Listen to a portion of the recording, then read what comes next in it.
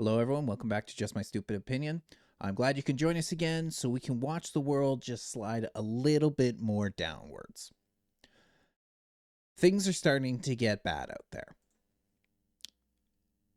It seems every day we're dealing with more challenges that we need to overcome, and that the deck is stacked against us even more so. Every day we're letting in more and more immigrants into this country who are taking advantage of the systems that we've put in place, while at the same time they're taking those abilities away from you and away from me. They are trying to choke us out. Our own government is trying to choke us out. With the way that things have gone since the turn of the decade, when COVID ended up happening, the government were willing to enact draconian measures and put forward such vitriolic punishment for anybody who didn't go along with it. But at the same time, we're unwilling to do the same, that type, to treat the people coming into this country in the same way. They were willing to lock you down. They were willing to take your job, take your home, take your car if you weren't willing to get the jab. But meanwhile, despite the fact we were told that we were in this terrible pandemic, that was probably one of the worst things we'd seen since the Spanish flu, they were willing to let people in this country en masse, and it didn't matter whether they had gotten the COVID shot. It only mattered if you got the COVID shot. And now, how many people do you know are starting to get sick? Or maybe you don't know them personally, but how many people do you see posting talking about how they're having all these adverse effects, or they're getting sicker and sicker? It's harder for them to recover whenever they do get sick these days. They were willing to do this and shut you out of your job, and then they were going to offer you the CERB benefits. But at the same time, the amount of people I know that took CERB that are now required to pay it back, they screwed us. They fucked these people by doing this, because people are still out that money now that they have to pay it back. The few months that they weren't going to work and they had to stay home, and then this is the money they had to live on. That was supposed to be the buffer for which these people could survive. And that way, if they aren't working and they're not getting a paycheck, at least they're not out on the streets and they're hungry. But now it doesn't matter, since so many people had to end up paying this back. There's constantly, every damn day, the government is giving out money to any foreigner or any foreign country that comes with holding their hand out. But meanwhile, people who took money that the government was offering to them because things had gotten so bad, they're going to go after them, go through their finances with a fine-tooth comb to make sure they pay back every single penny. And the people who scam the system, they're allowed to carry on as is. In fact, that's where we're starting off today. This is an article by VDare, which it was talking about. Now, this is in the States, but I know that there are similar programs here in Canada. And this article's talking about how immigrants are staging fake robberies in order to extend their stay in the country. It's called "Diversity is Our Strength. Hundreds paid to be robbed by phony holdup crews to gain favorable immigration." From the invaluable Crime Watch Bytown Chicago website. Okay, so they're reposting it.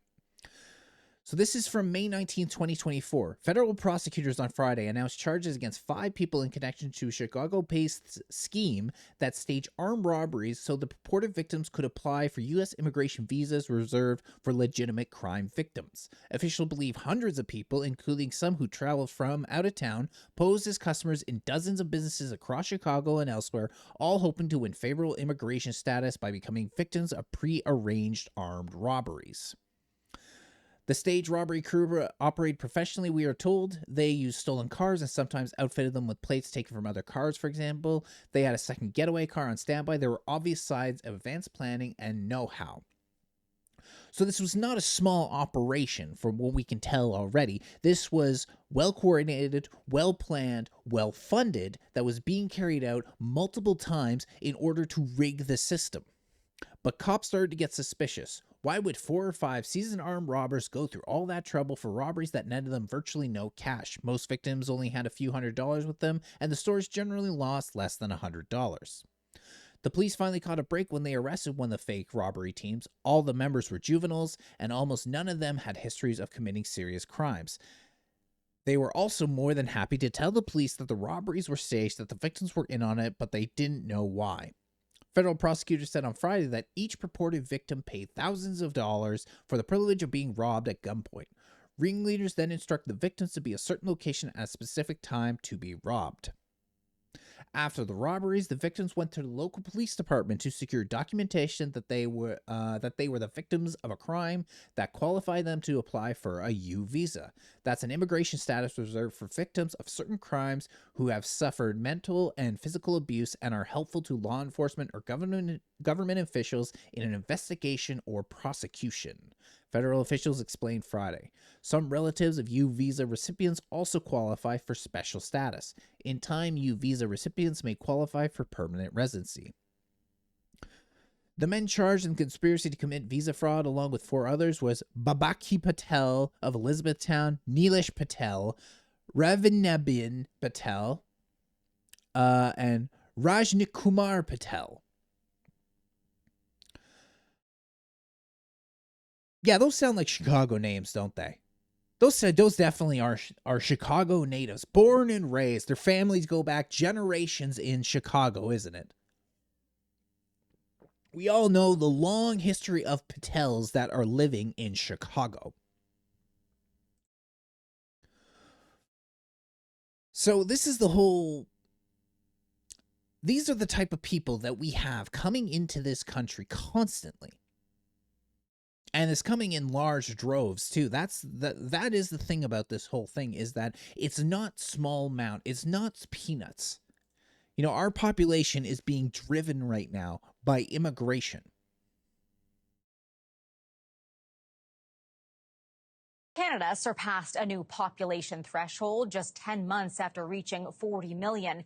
It's estimated more than 41 million people now call the country home, and it's impacting everything from the country's housing crisis to the economy. CTV's Adrian Gobriel on measuring our size and scale. Canada's population boom has long been pitched as an economic necessity. Adding more people to a population make that GDP, the total economic pie, bigger? The answer to that question is unambiguously yes. Though some economists believe that we must dig deeper to garner a more fulsome monetary picture. Because, of course, the total size of an economy doesn't tell you very much about kind of the economic well-being of the people in that economy. Professor Mikhail Skuderud recently co-authored this peer-reviewed study on Canadian immigration levels, which will be released in the upcoming Canadian Journal of Economics. He's found that on a per capita basis, there's been virtually no growth over the last 7 years. The surge in growth in Canada's population in recent years is at least contributing to the decline in GDP per capita. This government is moving away from a skilled immigration system to an immigration system that's focused on trying to plug holes in lower skilled labor markets. Canada added nearly 250,000 people to its population in the first 3 months of this year, mainly through immigration. More than 130,000 are temporary residents. Concerns are being shared that an influx in the population without the economic payoff could further divide Canadians. Can we integrate them into the labor force? I think we are running the risk of decreasing or seeing further erosion of that support for immigration. We have to change how we think and how we absorb new immigrants, or we change the number that come into the country while still being a welcoming country. This is all playing out during a housing crisis across much of the country. We don't need to be a welcoming country. We need to stop immigration now. It needs to stop right now. You know, almost all of our population growth that we have seen in the last few years has strictly come from immigration. Our fertility rates are in the toilet. You know, the fertility rate for the replacement rate for fertility rate is 2.1 children per household. We are way below that. We're looking at about 1.5, 1.4, somewhere around there for native-born Canadians who are having children. Meanwhile, we're bringing these people into the country who are coming in and are having 5, 6, 7, 8 kids. You know, that's not an exaggeration to say that. It's not an exaggeration to say that we have this many kids coming from immigrants right now. But the thing is, too, it's not even just about the families that are coming in, because we already know that a large part of the people coming in are not part of a family. You know, how many times in the U.S. border have you seen where they're always talking about, oh, these people, they just want to bring their kids here, they're looking for a better life, and then all you see are fighting-aged males that are crossing the border alone, or in groups of them. So they're not coming in with women and children. They're coming in alone. And what type of people do we have that are coming into our countries? Oh, wrong one. That's the wrong one. A lot of them that are coming in are criminals. And I know we always hear that. Oh, we always hear about, oh, well, it's not true. It's not true. But they even say it in their own words. Guys, let's go. Some of them, they're not screaming. It's like they wanted to be raped, you see. She also grabs you see, no more like crying. She's like, enjoying it, you know, see. even though she isn't, but it's like she's enjoying it. Do you think it's right? Do you think it's right to rape? Yeah, it's wrong. Yeah, it's wrong. What about the consequences of what you're doing in terms of how that affects the person that's raped? Yeah, the consequences, we look at that all the time, you know, because it happens, she might scream, you know, people might wake up. A lot of people, especially. I'm not just talking about, I'm talking about the emotional effect, the physical effect it has on the girl. Yeah. Sometimes we know that we might rape her and wake up tomorrow with viruses ourselves, like HIV, you know. What about regretting what you've done to the girl? I also do regret about it, because if she fell pregnant, what will be that baby's father? Who will be that baby's father? But what about her personal feelings? Look at these people. They don't even fucking care about this. They don't even care about what they've done, what they're doing, what they've done. It's all about what the fuck they want. It's all about how they may wake up with viruses, but they don't give a shit what they've done to one of the native people. Now, these are South Africans in this situation, but hey, it's coming to a neighborhood near you. Because we don't actually vet who comes into this country anymore. We just open the floodgates and we say let anyone who wants to come in here. And it's well known now that a lot of the people that are coming into this country, countries are actually emptying their jails and sending them to our country. We're getting some of their most violent criminals coming to this country, because why wouldn't they do that? Why wouldn't they just take these problems of their society and dish it out on somebody else who is just, hell, our countries are fucking asking for it, because we've been betrayed by our own leaders. We've been betrayed by our own leaders, and this is the end result. Teen girl was raped and murdered on sinking migrant boat by Iraqi man who was venting his anger over refugee journey perils. Isn't that nice? Isn't that just lovely? A 27-year-old Iraqi man is alleged to have raped and strangled to death a teenage Iraqi girl while both were stuck on a sinking boat that was ferrying them illegally across the Mediterranean to Italy. According to local Italian reports, the man, also of Iraqi origin, was one of the many passengers on the boat last week that was smuggling the migrants to Italy via Turkey. Other passengers include the victim's mother and the alleged assailant's own wife and daughter. Basically, the ship began to sink. The man is said to have launched his brutal attack on the teenage girl because he was venting his fury after his wife and daughter both drowned, according to Italian investigators and other survivors of the vessels who were brought to the port of Rocello in Osina after the sinking. The victim's mother, who saw her daughter killed in front of her, was one of the only 12 who were rescued from the ship, meaning she was then able to report her daughter's murder to the police. Italians coming to your fucking neighborhood from June 27, 2024. Woman convicted of offending migrant gang rapist receives longer prison sentence than the rapist. A 20-year-old in Hamburg, Germany has been sent to prison after making hateful remarks toward a migrant who was involved in a gang rape of a child. The woman is just one of 140 people being investigated for making harmful comments toward rapists. The horrific assault took place in 2020 and involved multiple groups of migrant men independently attacking a 14-year-old girl in Hamburg Stadtpark over the course of one night. The park had become a popular hangout spot for youth during COVID-19 lockdowns, and the girl had been there drinking with her friends. But they became scattered after police swept the park and broke up groups while enforcing social distancing measures. So this girl was gang raped by a bunch of foreigners because the cops wanted to break it up due to social distancing measures. This is why the police are not on our side. Time and time again, they have proven it. They proved it here in Canada during the Freedom Convoy when they came in and cracked people's skulls because they were trying to get the measures taken down when everyone had suffered and lost so much at the hands of the government, but that didn't matter. They brought in cops from out of town, they took off their badges, came in with wooden batons, and started beating the shit out of people. And in here, these cops, because they wanted to break up and enforce COVID mandates, this girl got lost and fell into a group of four foreign predators.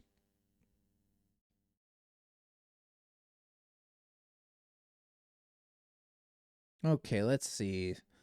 They robbed her of her wallet and cell phone before leaving her traumatized and disoriented from the first attack, and having no method for calling help, the girl was assaulted a second time by two more men who took advantage of her vulnerable state.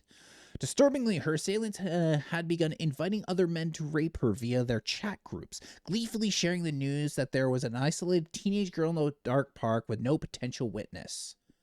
The child was attacked a third time by a single man and then a fourth time by 3 or more men who dragged her into the bush and sexually assaulted her. A total of 11 men were initially charged, but 2 were acquitted quickly due to lack of DNA evidence. The sperm of 9 of the men, however, had been successfully recovered from the girl's body. 5 of the men were in possession of German passports, while the remainder were non-citizens of Germany. Among those charged, none were of German heritage. The rapists were identified as a Pole, an Egyptian, a Libyan, a Kuwaiti, an Iranian, an Armenian, an Afghan, a Syrian, and a Montenegrin. An Afghan and a Syrian are one of the main culprits with a lot of this shit that's going on in our countries these days.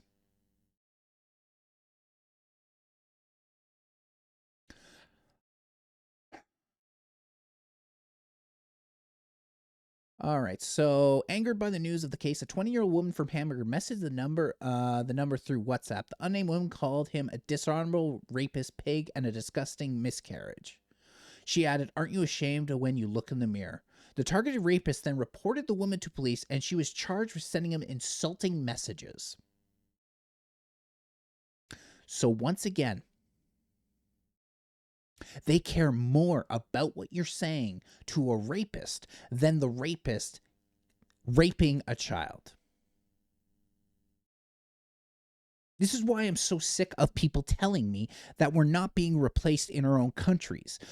We can see it happening. We can see their demographics of our population changing. And then on top of that, they will do everything that they can to ruin you, imprison you, set you up to be assaulted and killed either in prison or in public just for speaking out against this. You know, these people should have been lined up against the wall and shot for what they did. And for no other reason, because they came into another person's country, took advantage of the generosity of that country and the high trust society that had been established there in order to attack a child over and over and over again. Think about the trauma that this poor little girl must have gone through. You know, think about the trauma that a rape victim has when she's assaulted once by one person. Now she was assaulted 4 times in one night for what appeared to be a total of 11 men. Give me a good reason why these people shouldn't have been executed for what they did.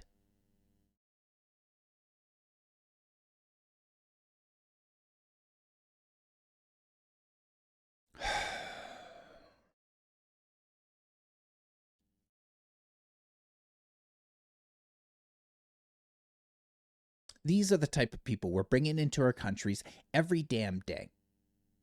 And we put up with it.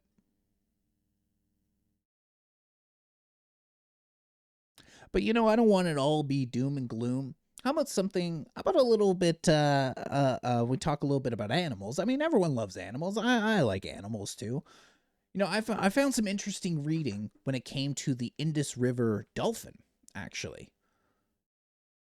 Yeah, I mean, these dolphins, they're over in Pakistan.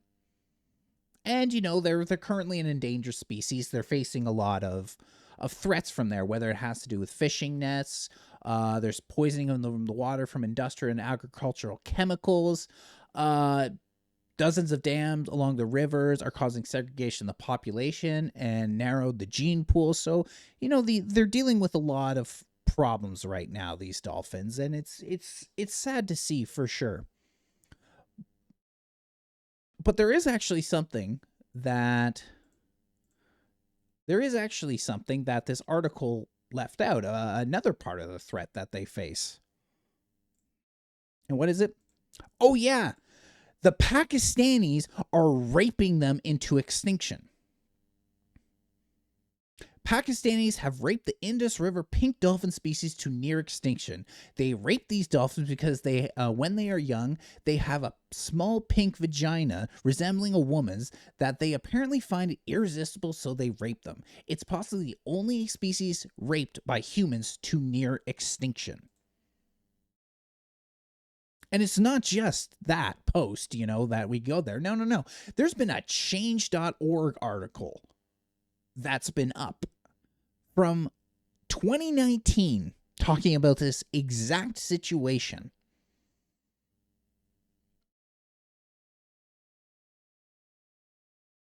This is why these people are incompatible with our own cultures that we have here, with our own countries. The amount of things that we've been forced to deal with because of this forced integration, because of this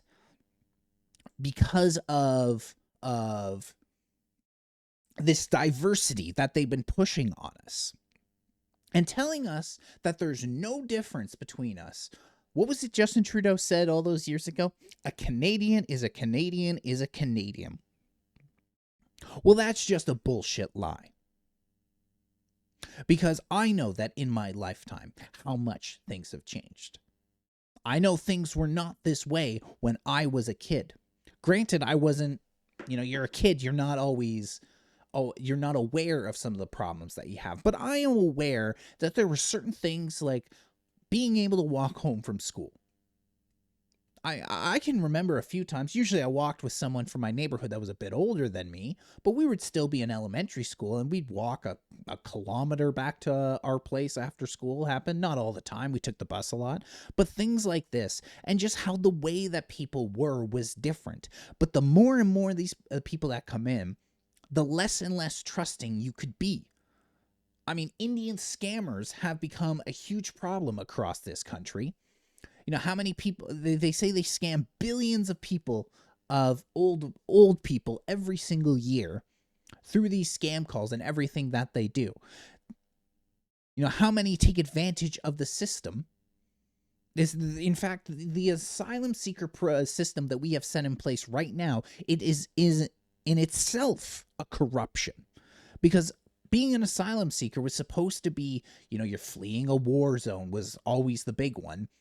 You don't have anything, so you go to the next safest country and you ask for asylum from them. You know, sometimes it was political persecution too, you know, if there was ever an ethnic cleansing that was going on in a country and you fled that because you were the people being part of the group that was being cleansed and you didn't have the power to fight back, then you would do that.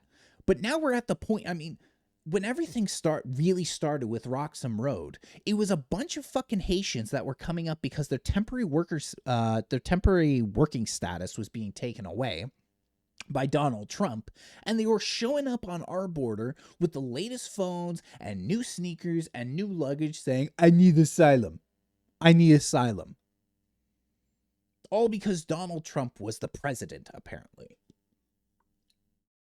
And this is what happens more and more because what they end up doing is taking advantage of the system that they take advantage of the system, and they get all the benefits from it. Meanwhile, we get all the drawbacks. People are assaulted in the street. People are murdered by them when they come in. People are raped because of it. And more and more and more, we become less trusting of each other. You know, Canadians don't really trust each other, not the way like we used to. Same is true in a lot of these other countries, because these people come in, bring their bullshit with them, and we put up with it over and over again. We put up with it, and there's absolutely no reason that we should ever deal with these people in our country. Because let's just see some of the things that we are forced to deal with. 2 women are verbally assaulted with sexually degrading comments and homophobic slurs because they are gay and physically assaulted by a group of Middle Eastern cowardly scum. Now what are we doing? How's it?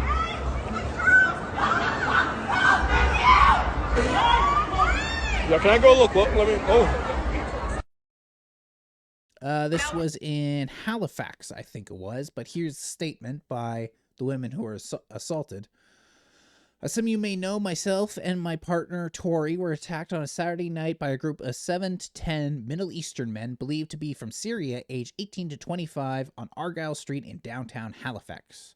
One particular individual, wearing a red shirt and a walking boot, initially made a sexually degrading comment to me. My partner Tori and this man got into a verbal altercation where this individual made several disgusting slurs, some being homophobic. Following this, the 7 to 10 men attacked me and my partner, throwing several punches and kicks to our faces, ribs, etc. The outcome of this attack has resulted in a broken nose, chipped tooth, several bruises and lumps on our head, faces, etc. We are extremely thankful that things were not worse. So that is what happened in Halifax.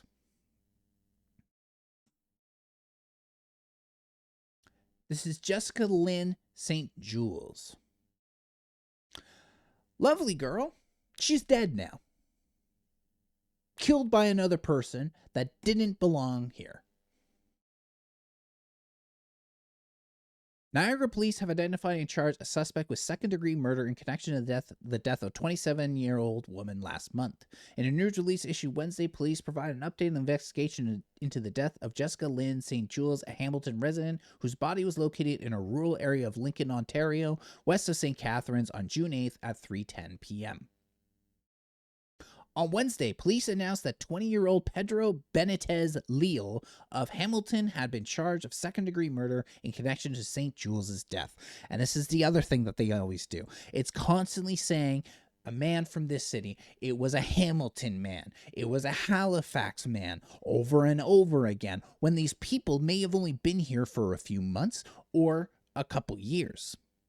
But they make it seem like it's locals. It was people that was born in Canada. It was people that was raised in Canada. And these are the ones that are doing it because they're scared. And if they tell the truth, that people are going to become, well, rightfully pissed off with a lot of these. Because you constantly see these articles all the time where something like this has happened. It's not the first time. In fact, there's a pattern that's happened there. And then you got all these people that are saying, well, don't blame the immigrants. Don't blame the immigrants. You know, it's not all of them. It's not all of them. Yeah, it doesn't matter. Because enough of them have proven themselves to be a danger. Enough of them have proven themselves to be a danger to our homes, to our families, to our children, that there's no reason we should put up with it. A lot of these people, we need to do a mass deportation program and send a lot of these people, most of these people, fuck it, all these people, send them back. We don't need them. We don't need their culture. What, because some of them have decent food, that means that we got to let these people stay in? So that way they can continue with their gangs that go around assaulting our own citizens? deal with the human trafficking that a lot of them bring, or pushing the drugs, or like the fucking Indian drivers on the road that are just slamming into everyone and killing fathers, mothers, children because they can't fucking drive a goddamn car. This is what we have to put up with. No one can ever give me a damn good reason why we need it. What? Because we're not having we're not having the population replacement from citizens here. Well, that is going to hurt. Yes, it will. But you know what? My opinion on that is that people make their own decisions, which means that when they get older and they are in need of someone to help them, those services might not be here. Now, if you lived your whole life, you wanted to live it for yourself, you didn't want to have kids, that you have every right to do that. But that also means that when you're 75, 80, 85, and you're in a position that it's, you know, you can't really get to the bathroom by yourself, or you can't really get up and get dressed, when the population is so low, there's going to be very few people that are there as nurses, as PSWs, in order to help you out, and you've made that decision.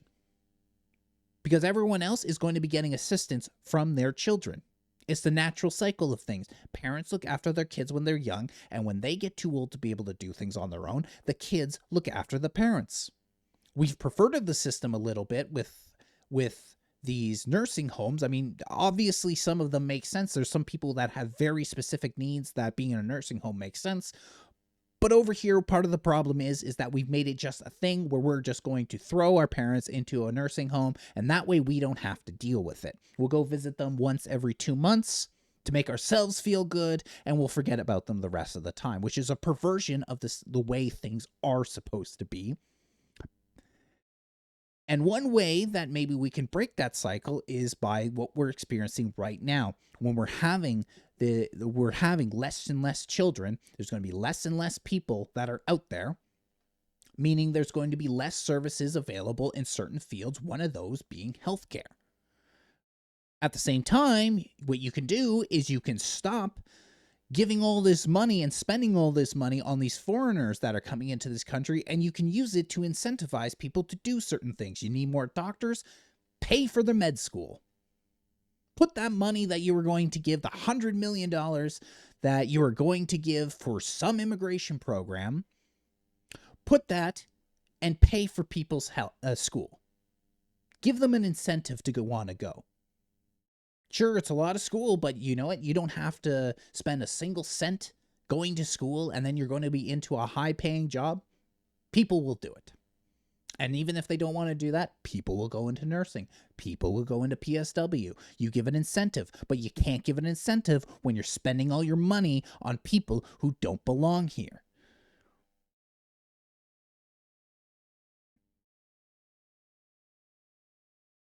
But this is also because part of the reason we don't think like this, and I've mentioned it before, is that we don't view ourselves the way other groups view themselves. No, everything is always about what they can do for the group. You know, they're part of a certain community, whether that's religious or ethnic or cultural. They will do what's best for their people because they're part of that group, and that's what they've been told to do. This is why you have so many instances, for instance, of an Indian comes in, buys up a business, fires all the locals, and hires a bunch of Indians. Or forces all the locals out and then strictly only hires Indians. Hell, I've seen that in an old place I used to work. My first job was at a Tim Hortons. And then right before I left, they brought in this, I think it was Sri Lankan woman, who was assistant manager, eventually promoted to manager. And I swear within a few months to a year, because my new job was in close to that area, so I'd stop in to pick up coffee and stuff. Within 6 months to a year, almost all the old staff was gone, and it was completely replaced by Indians or Sri Lankans, people who looked like her. And now it's happened to such an extent that the restaurant has the nickname Sing Hortons because of it. But we see how these groups are working together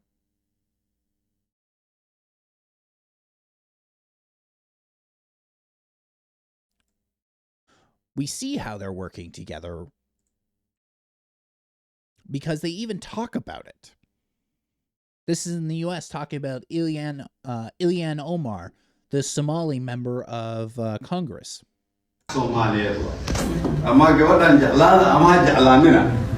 It is very important in Ilhan tahay Somali tahay meeshaas lagu jirto qofkii Soomaaliya oo aragtidiisu tahay nin madow ha qaato kursigaas ama qof cad ha qaato qof mooralkiisa kaalisiin marka taasna waa ku dhiirigelinayaa sababtaan arrinkan ugu soo celinaya shaqada Soomaalida oo u sheegay live iyadoo ah idinka iyo the community leaders Somali. So it's very important for the Somalian community in, I think it was Minnesota. I think that's where she lives. I won't say it's where she's from. But it's very important that Ilhan Omar stay in Congress. Why? Because she represents the Somalian community, and she will push what is best for the Somalian community. And we see that even here in Canada. We have our own problems here in Canada with groups that are working in their own interest, and one of those groups are the Sikhs in Canada. And we have here, Sejan says he relayed information on rescuing Sikhs in Afghanistan during chaotic fall of Kabul. Then Defense Minister maintains he did not order Canadian Special Ops to rescue Afghan Sikhs, except it's basically, he's saying he didn't do it, but he basically did it. What he's claiming is that he didn't give an official order, but he told them to do it. He did not say, I'm ordering you to rescue the Sikhs, but he was telling them to rescue Sikhs, which was, as I've heard army vets speaking about it, is when your boss comes to you and tells you you should do this, you do it. And I think it's like most jobs. You know, even if you're not given a direct order, you will do this, it's implied. And especially when you are in the military and that's coming from the defense minister, the top dog when it comes to the military. So what ended up happening was that he ordered the Canadian forces to rescue Sikhs in Kabul, leaving behind Canadian citizens and the Afghan interpreters that helped our forces. Now, I know we're talking about how all these people got to go back, but what's a little bit different is that the Afghan interpreters put themselves and their families on the line, and they helped the Canadian forces, and in exchange for that, the point is that if things get bad, we will take you out. So that way, you will work for us, and you're safe should that end up happening. And to encourage them to keep passing along information, to keep translating, to act as a liaison officer for them while they're in the field.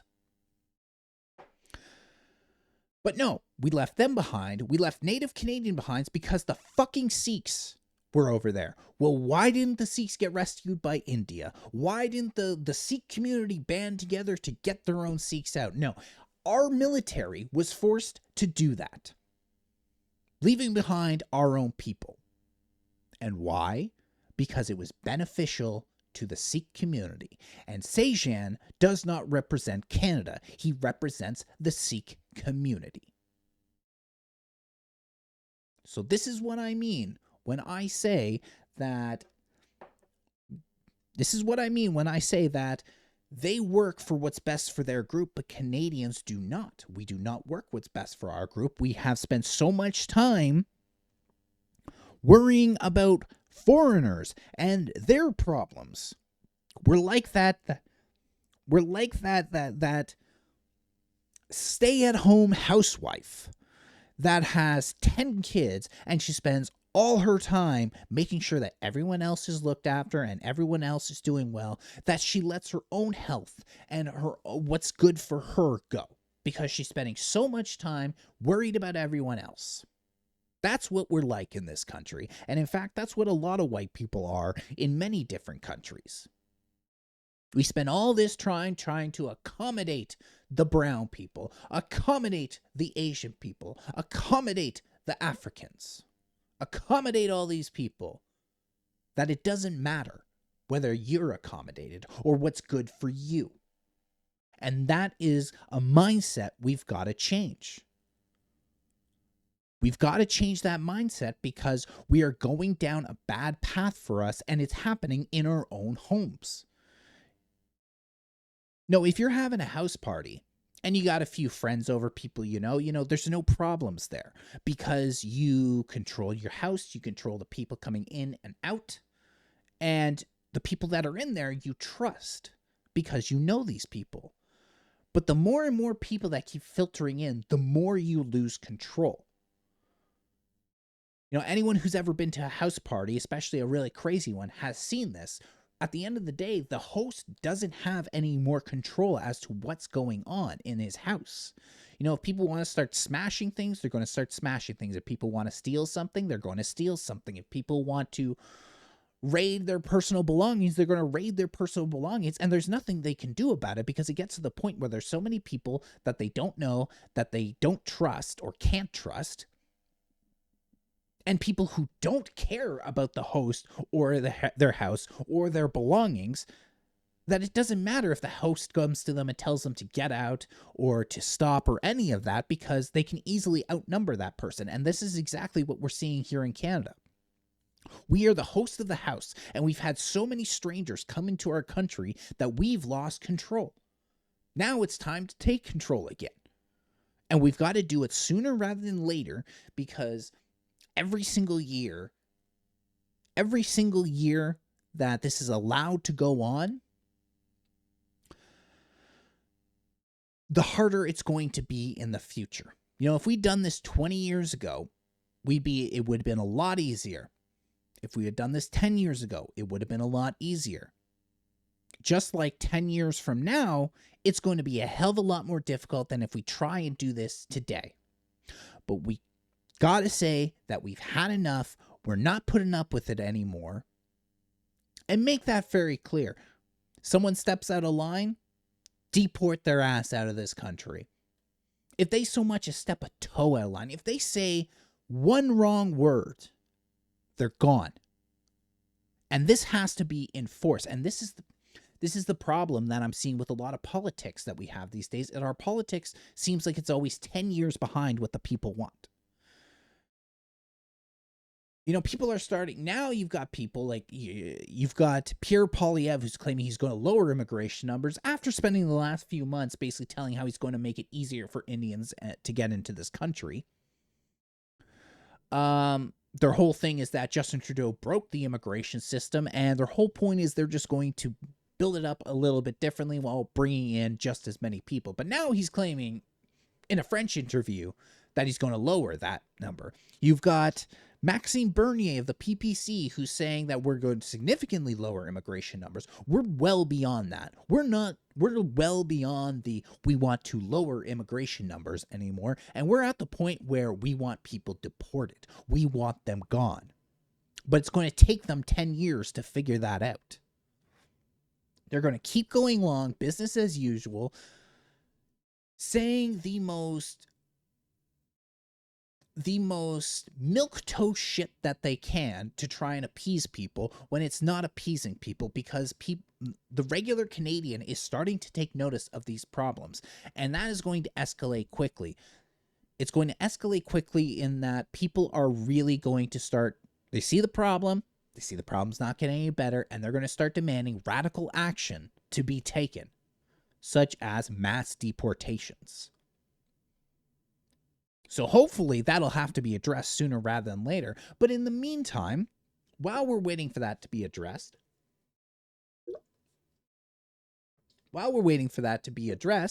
they're doing everything they can to freeze you out of your own society and make it more accommodating for everyone else, while you are being taxed more, there's more being demanded from you. Ottawa considering buying hotels to house growing number of asylum seekers. Ottawa is considering buying hotels to house the growing number of asylum seekers. Yeah, I'm on the right page. Good. Growing number of asylum seekers and cut the cost of block booking hotel rooms to accommodate them. Immigration Minister Mark Miller says the federal government has, in the last few years, taken out long leases on hotels to help provinces house thousands of refugee claimants.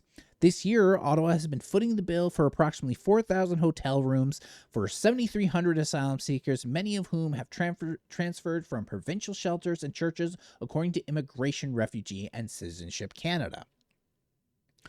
Between the last election in September 2021 and January 2023, the federal government spent almost $94 million booking entire hotels to accommodate asylum seekers, according to the government figures obtained in the Access to Information requests.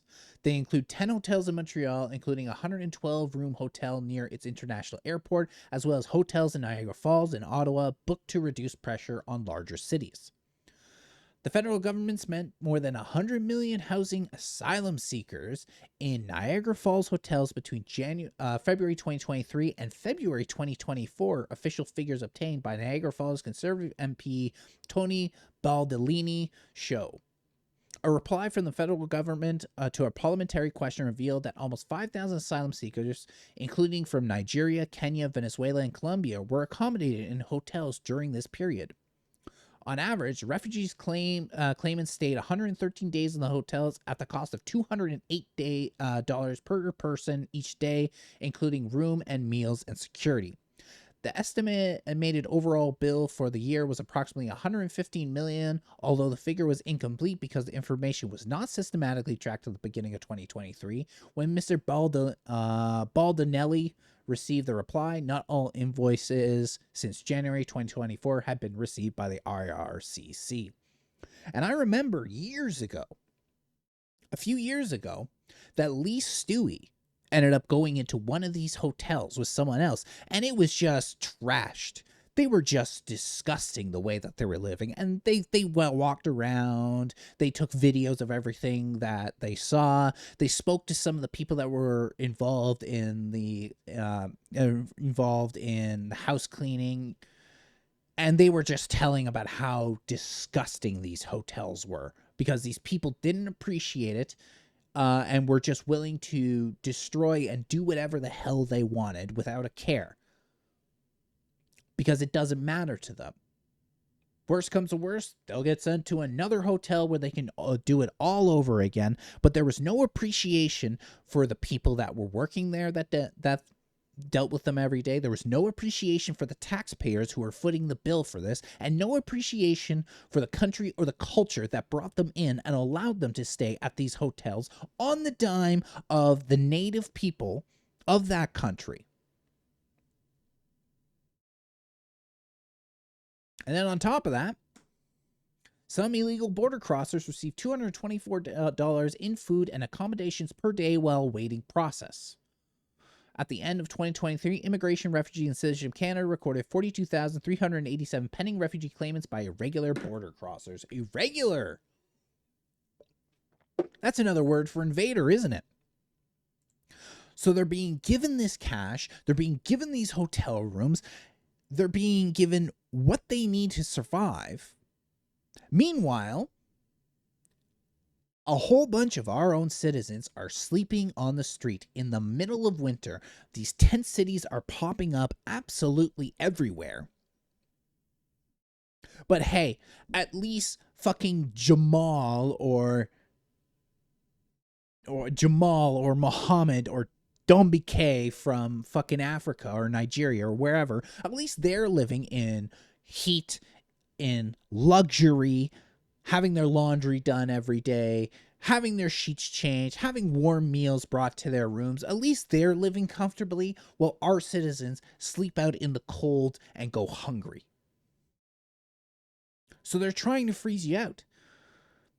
They're making you pay for your own replacement, and then when you run into trouble because they've tanked the economy and inflation is out of control and interest rates are out of control, so homes are foreclosing at ridiculous rates, and you ask for a hand, they're not going to give it to you.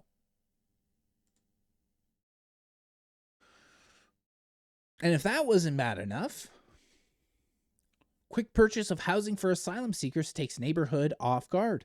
Nunnery off St. Joseph Boulevard in Ottawa would house 150 single adults.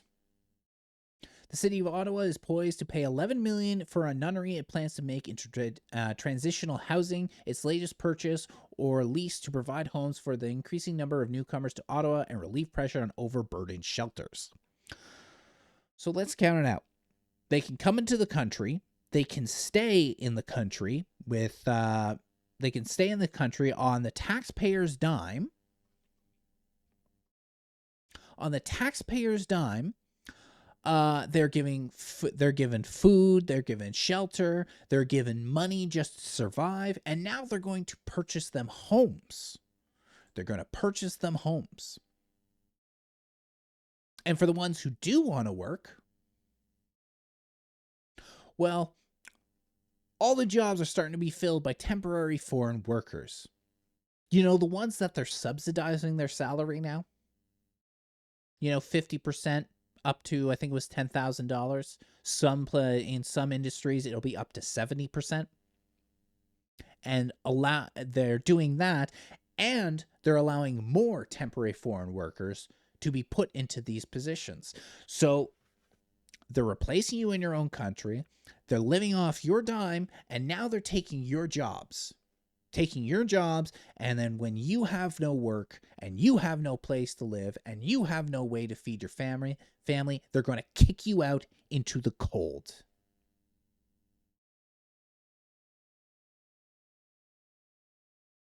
You do not hate these people enough.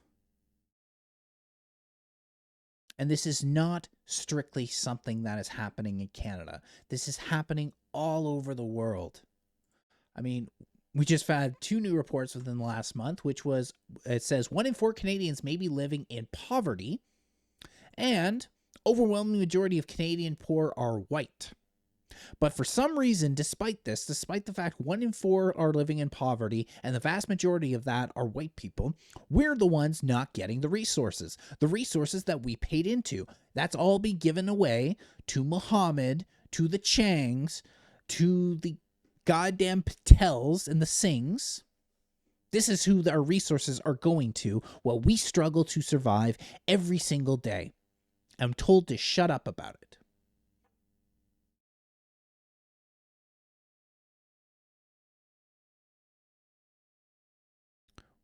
Which I just realized I had the other window open, so you didn't get to see those articles, but 1 in 4 Canadians may be living in poverty right there, and overwhelming majority of Canadians are poor are white.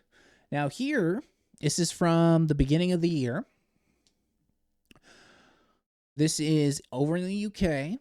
This woman is upset about trying to survive with the way that the country is going, and how Rishi Sunak, who actually just got deposed as the Prime Minister of England, you know, the unelected Prime Minister, he got deposed by the Labour Party because all they ever did was pander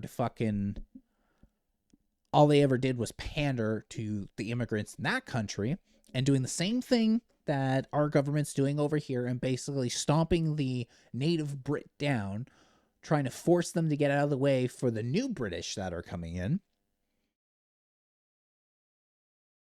This woman is, just like many videos of Canadians, are in tears about wondering how they're going to survive. This is for Rishi Sunak. Because you stand there and you talk about essentially a person like me, somebody who works full time. I live in social accommodation. I don't have anything other than my phone contract on my phone on finance. And yet I've just had to walk out of Aldi. Because after my bills are paid every month, I am left with £600 to put fuel in my car so I can get to work, get my food for the month, and do everything else I need to do. And within that, we're coming up to Christmas. After that, I've got to face the 7-week month of fucking January. So I've had to make the decision today, that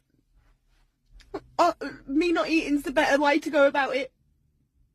So please do tell me how, when I work full time, My car isn't on finance or anything like that. It was paid for cash. My car insurance is paid for yearly in advance, and I save £100 a month to make sure that I can't cover it. Which, by the way, I did my comparison last night. I'm not even going to be able to afford to have my car as of next month, because even though I have £1,200 saved up, ready for when my insurance comes for renewal, that is not going to cover how much insurance has gone up by. My insurance quotes are coming back at £1,800 minimum. Which is £200 a month. £200 a fucking month, because they don't stick it at 1,800. As soon as I have to move that over to monthly pay, now it's 2,500. Which means I'm going to have to pay £200 a month car insurance, meaning what right now leaves me with £600 a month left over my bills. I'm going to be left with £400 a month. That's to pay for my food shopping. That is to get everything else I need, travel to work, everything. And yet I'm supposed to be what you are calling the perfect example. But no, I'm not, am I, Rishi? Because the only way you're a perfect fucking example in this state, in this economy, is if you're in a fucking couple and you're both working and you're both paying for the bills. But I'm not. I pay my bills, I go to work, and yet it's still not enough for me to be able to eat. But please do justify all your other fucking plans. Well done, you stopped fucking 14-year-olds from being able to smoke. You stopped a dog. A fucking dog! You're the biggest waste of space this country's ever fucking heard of. And the way the government actually has the audacity to sit there and allow for people like me who go out and work 5 times a week. Further from that, I've had to look at getting a second job for the second time just so I'm going to be able to get by. Whilst you sit there talking about how you can't get your 7 different types of fucking bread. I can't even afford to go and buy 1 type of fucking bread. And you're talking to the country about 7. You've got us paying for your second fucking homes. You've got us paying for your £40 a day food allowance. £40 fucking for lunch. I don't even spend that a week. Looks like the audio cut out there at the end. But this is far from unique. Her situation is far from unique, not just in the UK, but over here, over in the United States, and plenty of other European countries all across the world. People are dealing with the exact same thing. I can't tell you how many people and videos I've seen of Canadians that are sitting in their cars crying because they can't make ends meet. Because our own governments have betrayed us, have fucked us over, and they are trying to eliminate us. Do you know in Canada with the MAID program that we have, that the same time that we had our assisted suicide program come into effect, California had the same program, assisted suicide. Now, their population in California is about the same as it is here in Canada. They killed in that time from when it came about in about 2016 or so, up to now, about 900 people. We've killed 50,000. So don't tell me that things are going well, because they're not. And I know many people feel that struggle every damn day. They feel like they're being ignored. They feel like they're being cut out. They're being dehumanized every single day for things that they've never done. All they wanted to do was to be left alone. But nobody would leave them alone. And I understand that feeling, because that's all I ever wanted. But nobody would leave me the fuck alone. And constantly, they're being forced to the fringes of society because those are the only ones that are willing to help. You know, these extremists that they like to talk about, you know, the people that they love to trash. These are the only ones willing to help. And of course it's going to force people to the fringes, because being slightly liberal or slightly conservative or being right there in the goddamn center isn't doing anything. It's just extending the problems that we're facing. That's all this is doing, is extending these problems.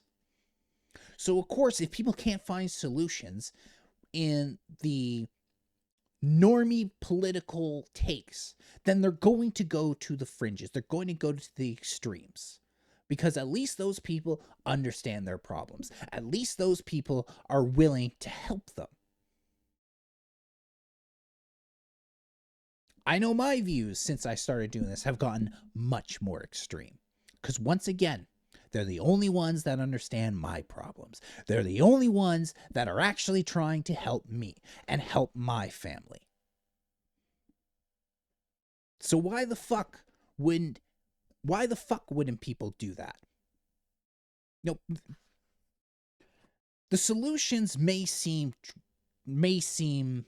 drastic. They may seem cruel or mean.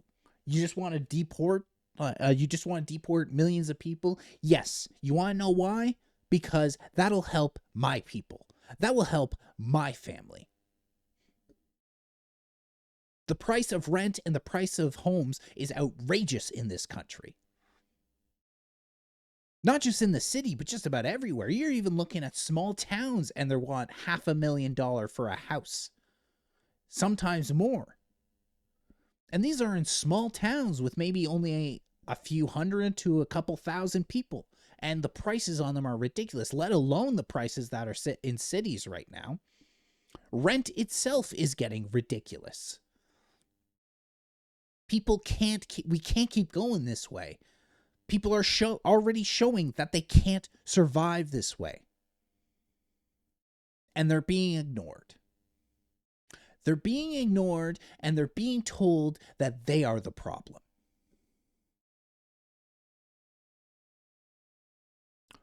Well, if we're going to be told that we're a problem, then we might as well be an actual problem for these people. Thank you for joining me tonight. That's enough for me. You all have a great rest of your time, and I'll see you next time on Just My Stupid Opinion.